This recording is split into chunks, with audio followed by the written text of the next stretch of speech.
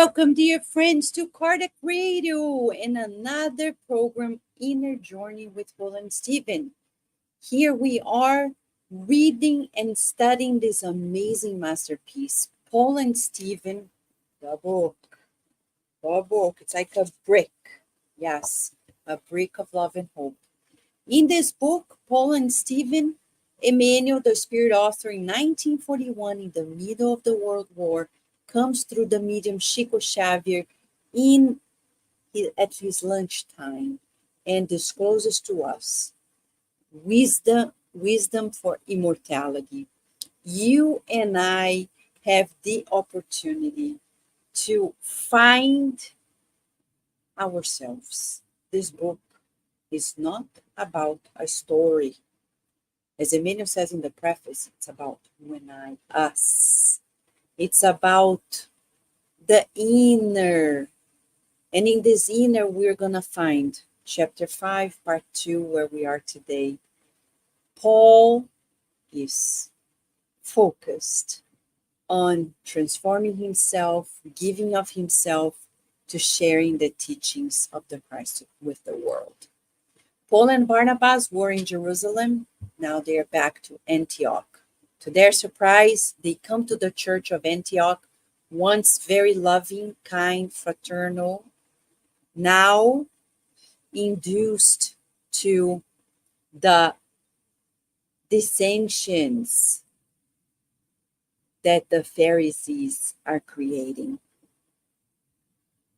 because of circumcision. If the Gentiles were not circumcised, they were scorned, says Emmanuel. Gentiles were treated with scorn, and movements were organized in favor of circumcision. Can you believe it? People thinking that because of a body part, we are less or more of a son or daughter of God, in this case, son of God.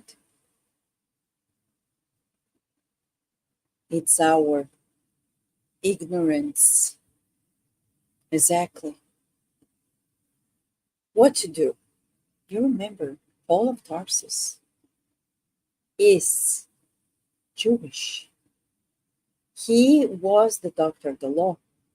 He persecuted Christians, and now he's saying, no, we don't need to do circumcision for people to feel they belong, to feel that they are more Christians. No, we're not going to accept it. And then they're happy to see that Peter, with John Mark, came to visit them. Peter came and said, addressing the church, that Jesus taught that we will not reach the kingdom through the flesh, but through the mind and the feelings. Everybody was feeling joy. The Gentiles were feeling happy. A remarkable environment of trust and unity of opinion was quickly established, till a few days later, two emissaries from old James, the Jerusalem church, came, and Peter read the letter that they delivered to him. Paul didn't know what it said, but he saw in Peter's behavior that Peter changed. Paul observed this transformation with profound displeasure. Paul's mind was accustomed to freedom of opinion. It was shocking and heart-rending. In his passion for open attitude, he was not one of those workers who could wait. So what did he do? Paul addressed the question, the issue, in front of everybody. He was very transparent. And he said, in defense of our sentiment of unity with Jesus, I cannot hide our regret in view of the latest events. I want to refer to the attitude of our beloved guest, Simon Peter, whom we should call master if that title did not, in fact, by right, fall to our Savior. Well, the atmosphere changed. While the Gentiles were grateful, the Pharisaic sympathizers were angry. Barnabas said, I don't agree with you. You're attacking a pure life of the container of the Christ, like Peter. And Paul says, no, we have a right, that of living with the truth, no hypocrisy. So there you go. In your life, in our lives, are we like Paul, or are we like everybody else? Hypocrites.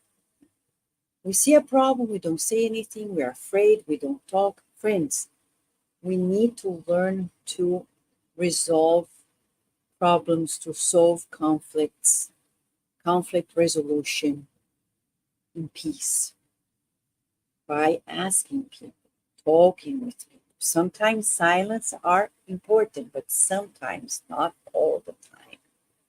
I know families who go generations without talking about something. Oh no, we don't want to talk about this. What do you mean don't want to talk about it? If there was a crime, we need to talk about it. Bert Hellinger, the great founder of this new approach, systemic family constellation, discloses that when in a family we hide something, it's going to show up later in the next generation. Abortion, crime, suicide. We have to leave it out in the open and understand it, forgive it, and go on. But we hide. And then it's going to pop up sooner or later, because none of us will evolve, become pure spirits by pretending that nothing is happening. Pure spirits have good relationship with the truth. So this is our first assessment of the night. Do we have a good relationship with the truth? Can we handle the truth? What can we do to mature ourselves and handle the truth? Paul is saying to Peter, and they had a conversation before everybody, Paul and Peter. And at the end of the day, Peter said, brothers, I have heard much in this world. It's no secret to anyone that I even denied the master at the most painful moment of the gospel. I measured the Lord's mercy by the depth of the abyss of my weakness. And if I erred among the beloved brothers of Antioch, I ask forgiveness. I submit myself to your judgment and ask that all submit themselves to the judgment of the Most High. And then, very diplomatically, peacemaking, Peter turns to Paul and asks him to read a message, make a comment. At the end, he praises Paul for it. And then Paul and Barnabas, they reconcile.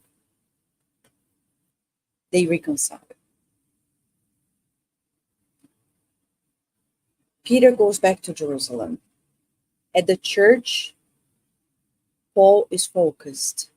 We need to free the Gentiles of the imposition of the circumcision. You see, in every human movement, we'll see its idiosyncrasies, creating obstacles. We need to learn to see ourselves as spirits, not as men and women in the flesh, but as immortal beings, respecting people's lives and not imposing.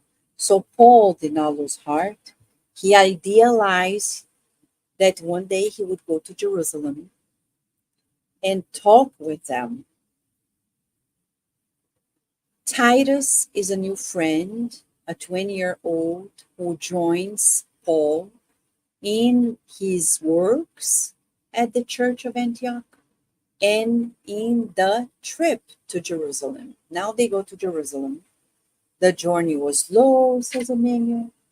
They stopped in every village to preach the gospel and to disseminate healing and consolation. After several days, remember, they are north and they're going all the way south, miles, days of walking.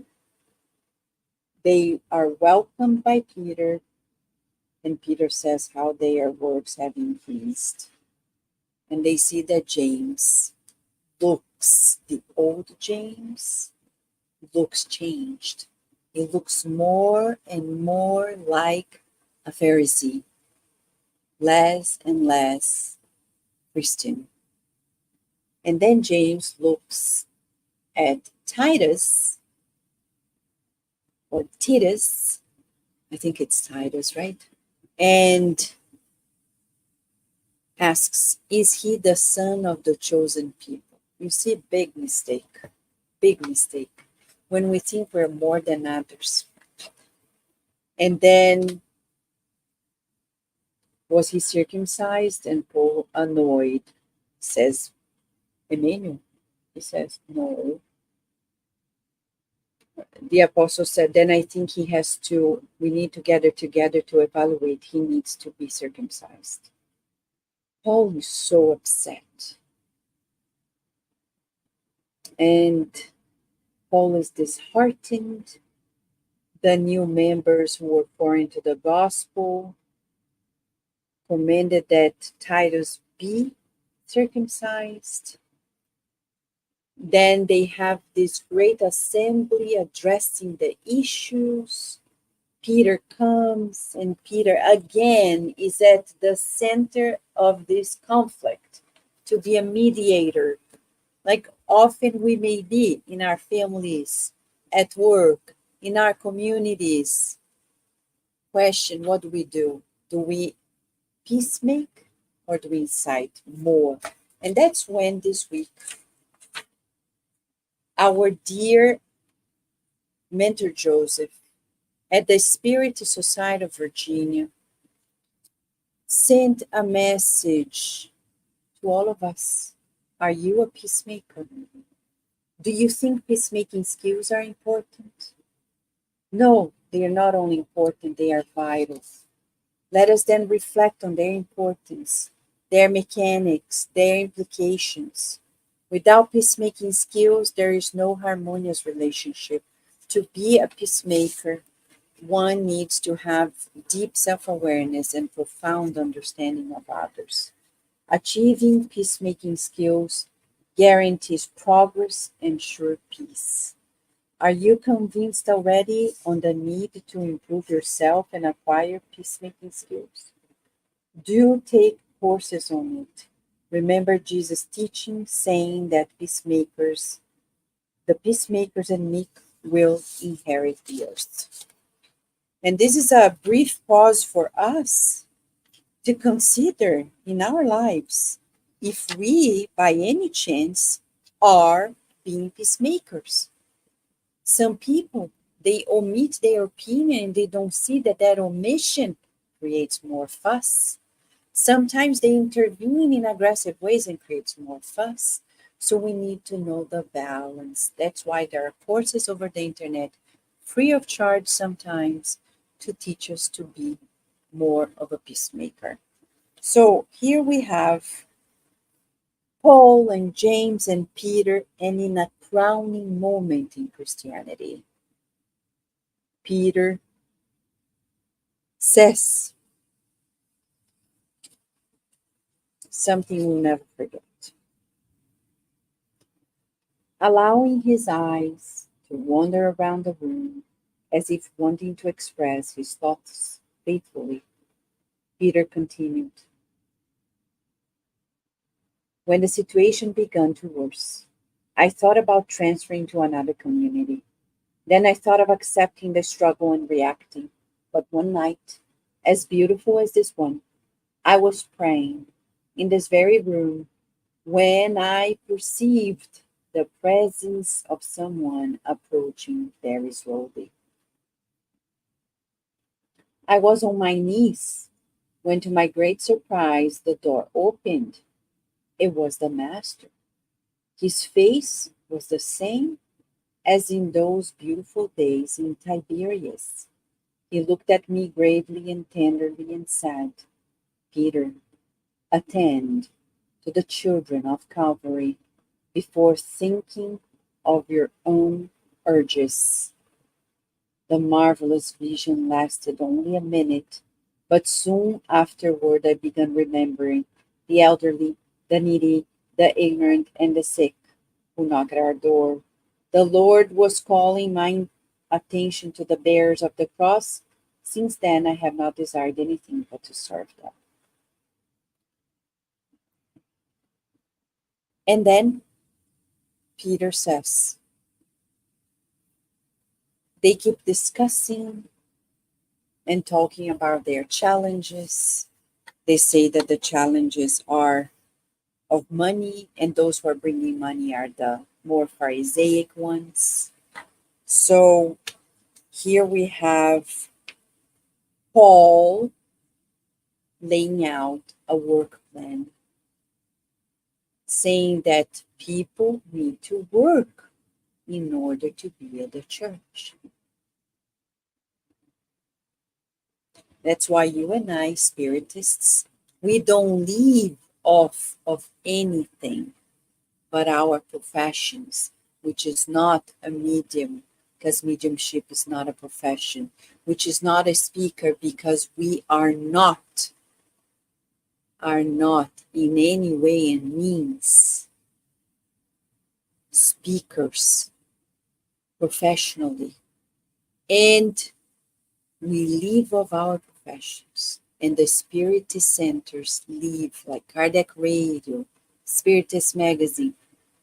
Everything is a lot of expenses. Nothing comes to any of us. 0%. So then they have a plan. They had to circumcise Titus just to be peaceful. And then they leave Paul and Barnabas, Titus, all together. They are now going to have a plan to go from church to church, place to place, selling things, collecting donations to give to the church of Jerusalem, because the church is in financial needs. Beautiful as it is, at another moment in this chapter, we're going to see the second major highlight, when at the end of the chapter, we have several youngsters, Titus, Timothy, John Mark, who are with Paul, Barnabas, Peter. And John Mark, before, he had his issues. He was too young, 13. He wanted to go back to his mom. Now Barnabas says, I want to, after so many years, I think he's ready. Paul, let's take John Mark with us. And Paul says, no, I don't think he's ready. And then they talk, Paul and Barnabas. And in this conversation, we're going to learn something quite striking. At some point, Barnabas emphasized, how should I interpret a refusal? When denied the young man a new experience of regenerative work, wouldn't it be lack of charity to refuse a perhaps providential opportunity? Paul looked at his friend for a while and added, my intuition on this matter is different than yours. Almost always, Barnabas, friendship with God is incompatible with friendship in the world. In lifting ourselves up to the faithful fulfillment of our duties, the concepts of the world rise up against us. We seem bad and ungrateful. But listen to me. No one will find the doors of opportunity closed, because it is the Almighty who opens them. The opportunity is the same for everybody, but the fields must be different. In human labor, experiences can be renewed every day. He goes on and on. And then Barnabas says, "You're right. However, I'll not be going with you." Paul felt some sadness, but said, "Let's not be sad. I think it might be worthwhile for you to leave with John Mark for Cyprus." And then he would go with Silas to the Taurus Mountains. Barnabas was happy. Paul remained a friend with the appropriate solutions, and they kept on working in different places. They're going to reunite. But you and I now have a task to evaluate in our lives 2 points. How good are we to deal with the truth? And two, in that truth, are we being peacemakers? And then naturally we gravitate to the last highlight of this chapter. In our circle of acquaintances and friendship, are we cherishing friendships out of convenience or out of true usefulness? We need to be firm and know how to say yes, yes, no, no. Yes, this chapter, Battles over the Gospel, is something that happens to date in different ways and means.